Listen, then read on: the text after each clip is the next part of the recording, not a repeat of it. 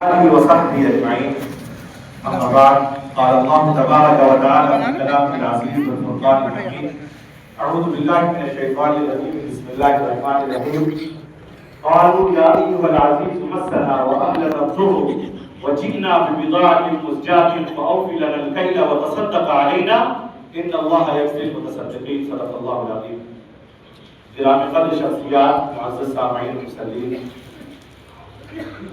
آپ حضرات قابل مبارکباد. سب سے پہلے اس بات کی کہ آپ حضرات نے بڑے پروقار اور پرسکون انداز میں تراویح کے اندر کلام اللہ شریف کو سماعت فرمایا. اور دوسری مبارکباد اس بات کی کہ ہماری اس مسجد میں ماشاءاللہ جو نظم ہوتا ہے وہ بڑا پرسکون ہوتا ہے کہ یہ جیسے ہی نماز ختم ہوتی ہے ایسا شور ہوتا ہے کہ چھپانے کا چھپو میں اتنا شور ہوتا ہے کہ بات نہ کہی جاتی ہے نہ سنی جاتی ہے. تو لوگ مبارکباد قبول کریے. دوسری چیز یہ ہے کہ اللہ پاک نے جو ہمیں مسجد میں اکٹھا فرمایا اور اپنے سامنے سجدہ ریز ہونے کی توفیق عطا فرمائی، اس بات کا اللہ کا شکر تو ہم ادا کرتے ہی کرتے ہیں، لیکن ساتھ ساتھ ہمیں اس بات کا بھی احساس ہے کہ یہ جو ہماری عبادتیں ہیں وہ خواہ روزے کی شکل میں ہو یا نمازوں کی شکل میں ہو یا تلاوت کلام پاک کی شکل میں ہو یا نماز تراویح کے اندر سماعت کلام پاک کی شکل میں ہو، ہم اس کی حیثیت بذات خود جانتے ہیں کہ اس کی کیا قیمت ہے اور ہم نے اس کو کیسے ادا کیا ہے. اب یہ سمجھ لیجیے کہ اپنے اعمال جو ہے اس کی قیمت ہمیں معلوم ہے. اللہ کرے کہ اللہ کی نظر میں بڑی قدرداں ہو جائے اور اللہ تعالیٰ اس کو قبول فرمائے. دعا فرمائے. سیدنا یوسف علیہ السلام کا واقعہ قرآن کریم میں بڑی تفصیل کے ساتھ اللہ نے ذکر کیا ہے اور نوجوانوں کو خاص طور سے سورہ یوسف کی تلاوت کرنی چاہیے اور سورہ یوسف کو ترجمے کے ساتھ پڑھنا چاہیے اور نہ صرف ترجمے کے ساتھ پڑھنا چاہیے بلکہ اس کی تشریحات کو بھی پڑھنا چاہیے، کیونکہ سورہ یوسف اللہ پاک نے جو نازل فرمائی ہے اس میں ایک شاہکار ہے، ایک سبق ہے، مشعل راہ ہے.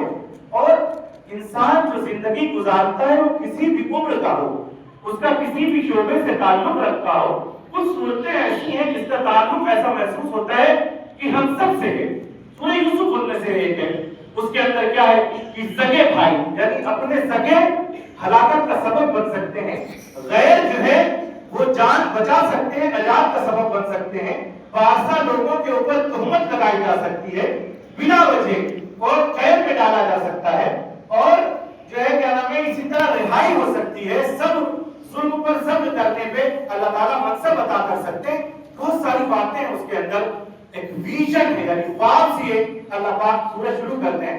اگر اس پہ بات کریں گے تو بات اسی طرف نکل جائے گی. اصل چیز ہے کہ حضرت یوسف علیہ السلام کا واقعہ آپ لوگوں نے پڑھا ہے اور جنہوں نے نہ پڑھا اس سے میری درخواست ہے کہ وہ پڑھیں اس کو. کنعان کے کنویں سے بھائیوں نے اپنی چپکلش کی وجہ سے، کیونکہ باپ زیادہ یعنی حضرت یعقوب یوسف علیہ السلام کو مانتے تھے، ان کو کنویں میں ڈال دیا تھا اور حضرت یوسف نے خواب دیکھا تھا کہ چاند سورج اور ستارے ہم کو سجدہ کر رہے ہیں. یہ خواب نبوت کا خواب تھا. یہ اصل وجہ بن گئی تھی، بلکہ یہ تو حضرت یوسف نے چھپا لیا تھا. وجہ یہ بن گئی تھی کہ باپ کی زیادہ محبت. تو حضرت کنعان کے کنویں سے لے کر کے مصر کے بازار میں بکنے سے لے کر کے اور شاہ مصر کے یہاں جانے سے لے کر کے اور ان کی عزت کے اوپر تہمت لگانے سے لے کر کے قید کی تنہائیوں کو بسر کرنے سے لے کر کے تخت شاہی تک حضرت یوسف علیہ السلام کا جو سفر ہے یہ بڑا عظیم الشان سفر ہے. پھر حضرت یوسف علیہ السلام کو تخت شاہی جو عطا ہوا اس کی وجہ یہ تھی کہ بادشاہ نے خواب دیکھا تھا اور بتایا دیکھا یہ تھا کہ 7 گائے موٹی تازی 7 دبلی پتلی گائے کو کھا رہی ہیں اور 7 موٹی تازی بالیاں 7 دبلی پتلی بالیوں کو کھا رہی ہیں. تو بڑا عجیب خواب تھا. اس نے ربیوں کو، راہبوں کو اور معابروں کو جمع کیا اور کوئی اس کا جواب نہیں دے پایا. تو حضرت یوسف علیہ السلام کے قید خانے میں 2 لوگ ایسے تھے جن کو تعبیر بتائی تھی. حضرت یوسف علیہ السلام نے اس نے بادشاہ سے کہا تھا کہ جو ہے ایک نوجوان ہے جو تعبیر بتاتا ہے، تو بلوایا گیا تھا. حضرت یوسف علیہ السلام کو تعبیر بتائی اور پھر کہا کہ قحط پڑے گا. مختصر میں اشارے کر رہا ہوں. حضرت یوسف علیہ السلام نے بتایا اجعلنی علی خزائن الارض انی حفیظ علیم، کہ آپ مجھے خزانوں کا مالک بنا دیجئے، اللہ تعالیٰ نے مجھے حفاظت اور علم عطا فرمایا ہے، میں اس کی حفاظت کروں گا۔ تو کہنے کا مقصد یہ کہ کرتے کراتے قحط پڑ گیا، اور پورے علاقے کے اندر قحط تھا۔ حضرت یوسف کی جہاں حکومت تھی اس کے علاوہ کہیں غلہ نہیں تھا، تو لوگ غلہ لینے آتے تھے۔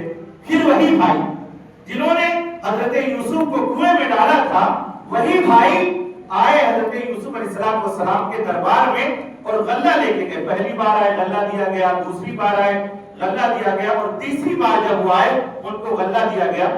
تو جو سرکاری خزانے میں کچھ پیسہ دیا جاتا تھا اس کے عوض غلہ دیا جاتا تھا۔ اس بار جب وہ لوگ آئے آخری مرتبہ تو ان کے پاس کوئی پیسہ نہیں تھا۔ قرآن کی جو آیت میں نے کوٹ کی تھی، یہاں تک میں آپ کو لانے کی کوشش کر رہا تھا۔ قرآن میں ان کے بھائیوں نے کیا کہا؟ قالوا یا ایھا العزیز مسنا واہلنا الضر وجئنا ببضاعۃ مزجاۃ فاوف لنا الکیل وتصدق علینا ان اللہ یجزی المتصدقین۔ کہا کہ اے عزیز مصر، اے بادشاہ، ہمیں اور ہمارے اہل خانہ کو قحط سالی نے جکڑ لیا ہے، وجئنا ببضاعۃ مزجاۃ، اور ہم یہ کھوٹے سکے آپ کے پاس لے گئے، کیونکہ قحط سالی کی وجہ سے لیکوڈ منی نہیں تھی۔ تو مفسرین نے لکھا ہے چمڑا لے کے آئے تھے، کچھ اون کے گدے ہوئے سامان تھے، گھی اور اس طرح کی چیزیں تھیں، اور کچھ دراہم تھے جو کھوٹے تھے۔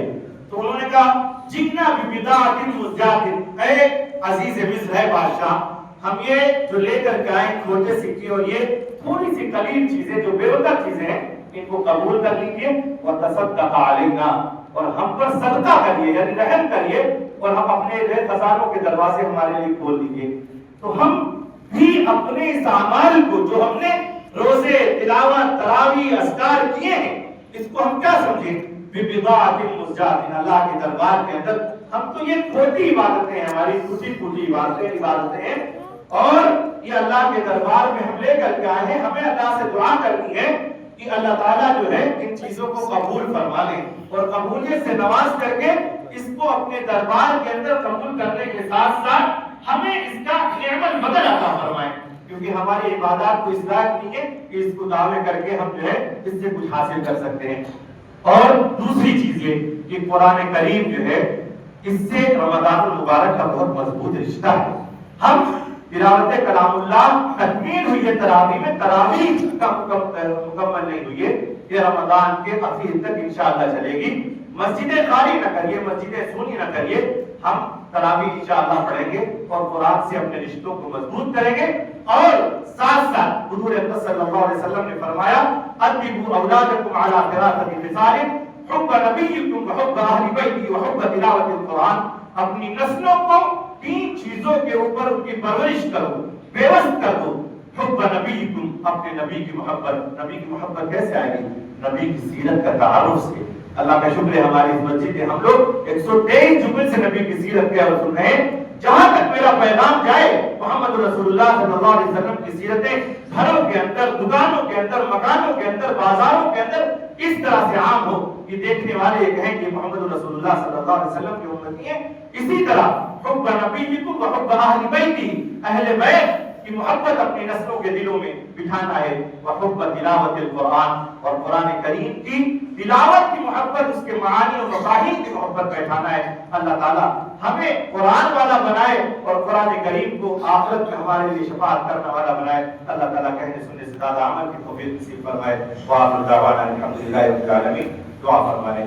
الحمدللہ رب العالمین والعاقبۃ للمتقین والصلاة والسلام علی سید الانبیاء والمرسلین۔ اللهم انا نسألك العفو والعافية في الدين والدنيا والآخرة، اللهم انا نسألك الخير كل عاجله وآجله ما علمنا منه وما لم نعلم۔ اے اللہ ہمارے گناہوں کو، خطاؤں کو، لفظوں کو، قصوروں کو معاف فرما۔ اے اللہ ہمارے سیئات کو حسنات سے مبدل فرما۔ اے باری اللہ بے شک ہم خطا کار، گناہ گار، ریاکار و سیاکار ہیں، گناہوں کے سمندر میں ڈوبے ہوئے ہیں۔ اے باری اللہ ہر قدم پر گناہ کرتے ہیں۔ اے اللہ جب توبہ کرتے ہیں اور توبہ ٹوٹ جاتی ہے، اے میرے پروردگار آپ نے فرمایا ہے کہ اگر تم توبہ نہیں کرو گے تو ہم دوسری قوم